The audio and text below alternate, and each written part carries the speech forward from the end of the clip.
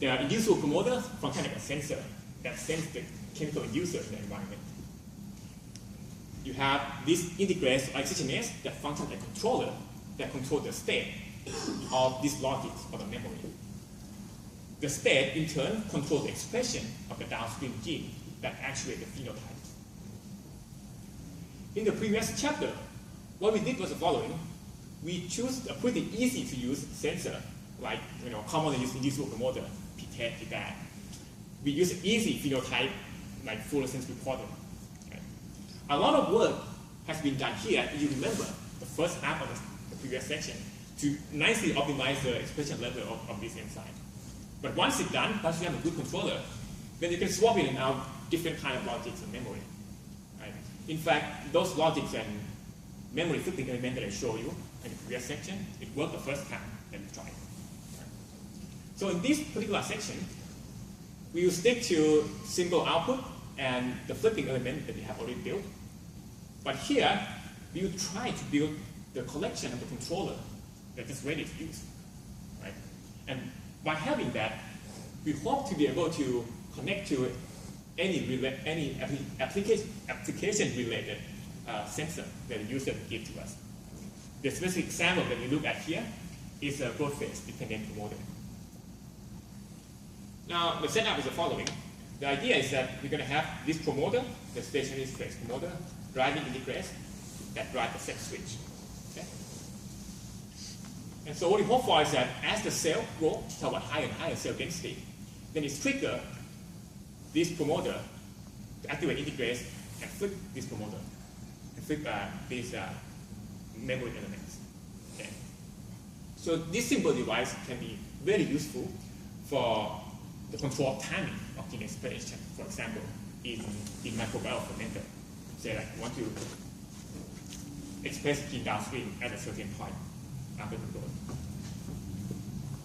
So the promoter that you have been using most of the time in synthetic biology is they use a very simple promoter. This thing responds to one or two different chemical inducer.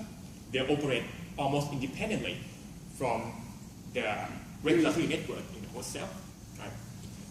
On the contrary, the promoter that we attempt to use here is much more complex. So here's one of the examples. It's a promoter that called HGEA.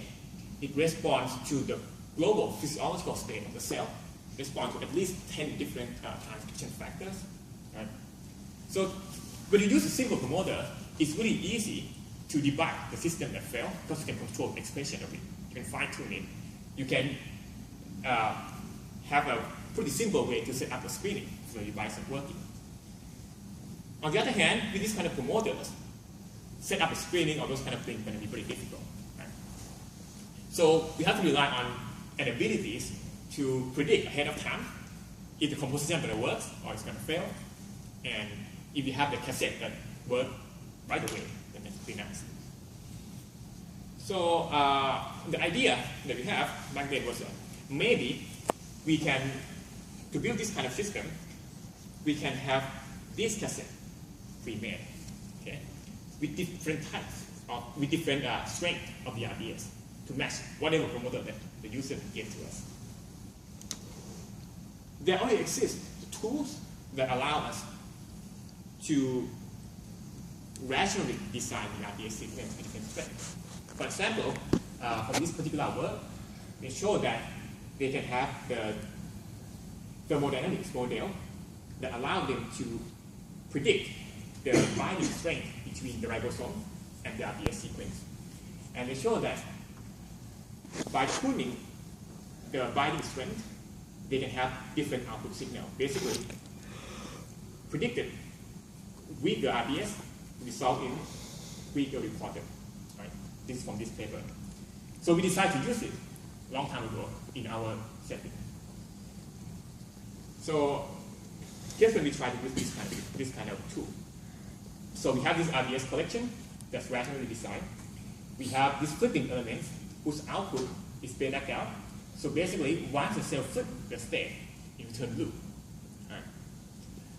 So what you might hope to see is that as you go from weak to strong RDS, when your RDS is really weak, what should happen is that you can't really express any integrase at all, whether or not to induce it, right? So the cell should remain colorless in both situations. But if the RBS is so strong, then even the basal expression in the absence of the induction should be enough for flipping. So you have the things that are always blue. Right? Then at the intermediate levels of the RBS, you might have something like this. The things that doesn't switch the state in the absence of induction, but switch the state when you induce it. Right? And we call this working because now you have an inducible flipping element. Unfortunately, when we try this in the experiment in our setting, we got something like this. So what you see here on the top row is the predicted RBS strength, and the bottom row is the experimental result. You see that the pattern is kind of all over the place. You have this really weak RBS that's always flip. This predict to be a stronger RBS that doesn't flip at all. Right?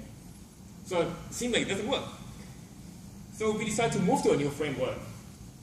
So this is a more recent study on how to make this composition more reliable. Again, you may have the promoter upstream, you have the gene cassette downstream, right? But we add, in addition to that, first, the ribosome junction. So what it does in this study is that they show that this thing can clip off the 5' UTR of the mRNA that's coming out. So basically what it means is that it hopes to reduce the interference between the sequence up here to the things down here. As you might imagine, the sequence of the promoters that the user gave to us can come in all varieties, right? And we don't want that thing to interfere with what happened down here. So that's why we decided to put this junction here.